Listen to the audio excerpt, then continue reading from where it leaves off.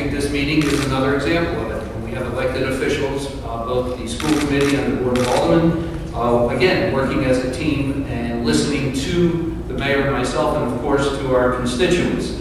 It's very, very important. And we will continue to do that throughout the budget process. Administratively, we have been meeting with principals, union leaders, etc., as the mayor's staff and he have been doing to try to corral this very fluid issue. It's a monstrous issue. It truly is. Nothing that I come up with, nothing that the mayor comes up with, or any of our department heads, or any of our principals, or any school committee member, nothing will address the core mission of this city or the educational process in the city. It won't address any of the needs of the students, the families, or the staff. It's a negative process.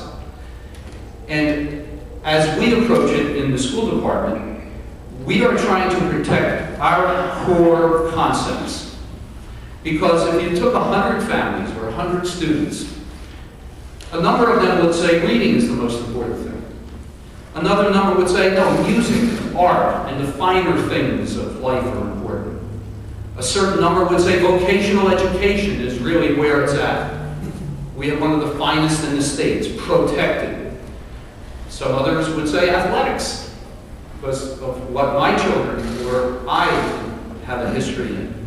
We certainly can't limit our mathematics, English, social studies, or science rigor, because that's what we're evaluated by on a state and a national level.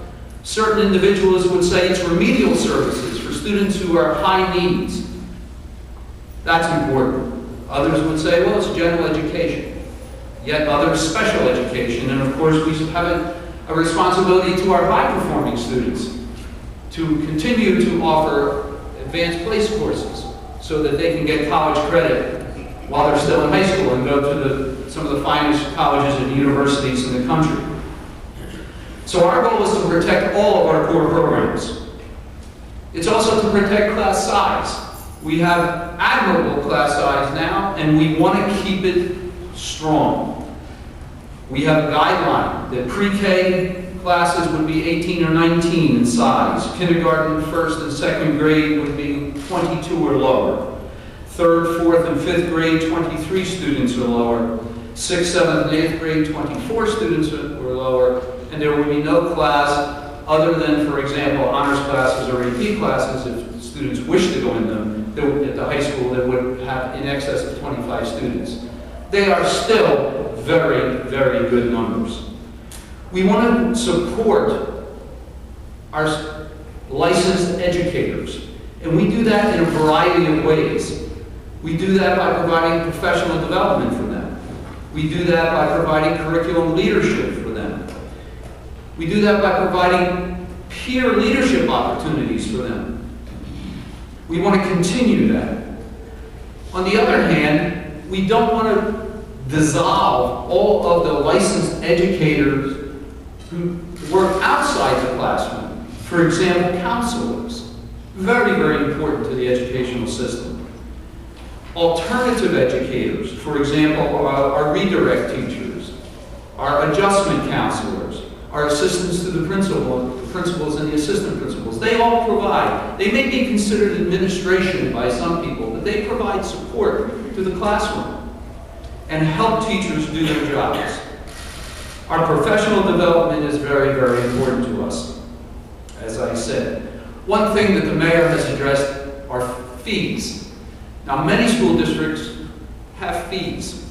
Our school district does not. It has been a long-standing tenet of the Somerville Public School Committee that fees are not appropriate in a school district where 2 out of every 3 of our students come from families that live at or below the federal poverty line. That is evaluated by the free and reduced lunch numbers, of course.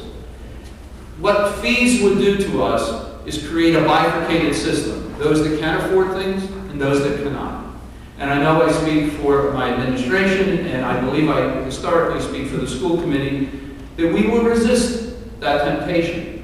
Some of our neighbors, some of our suburban neighbors particularly, have very large fees. It's the contention of my administration that they also come from different families than we do. So, where are we? The first thing I'd like to show you is what's in the recent history. The fiscal 08 budget was $46,785.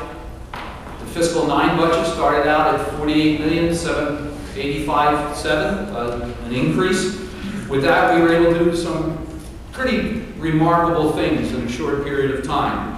We were able to provide curriculum leadership that we didn't have in the past, ever since the 2003-2004 downturn. We were able to keep our school libraries open longer. We were able to provide technology.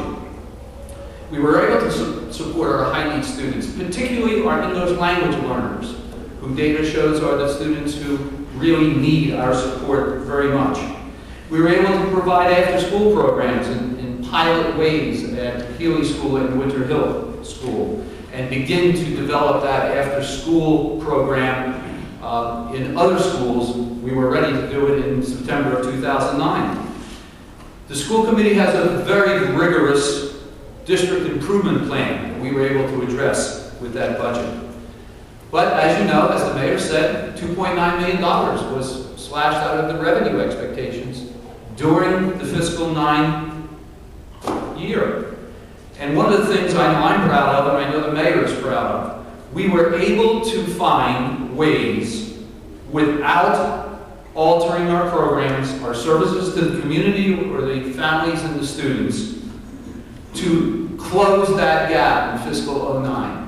As we all know from reading the papers, there are many school districts, there are many cities that were not able to do that, or borrow into the future in order to continue paying their obligations in fiscal 09. We started in October. We recognized that our revenue stream would probably be altered. So in our October, we began to pare down our spending. We did many of the things that the mayor has shown you in the slide, what are we doing? And I don't want to belabor that point, but it was very successful. But we have even a greater need now. For the next budget cycle in 2010, we will have the guidelines that I expressed to you. They are in those 4 numbers, the budget guidelines to preserve the excellence in instruction, to continue to address our district improvement and long-range goals, to meet obviously all of our obligations, regulations, and mandate, and to obviously maintain a safe, secure environment in every school.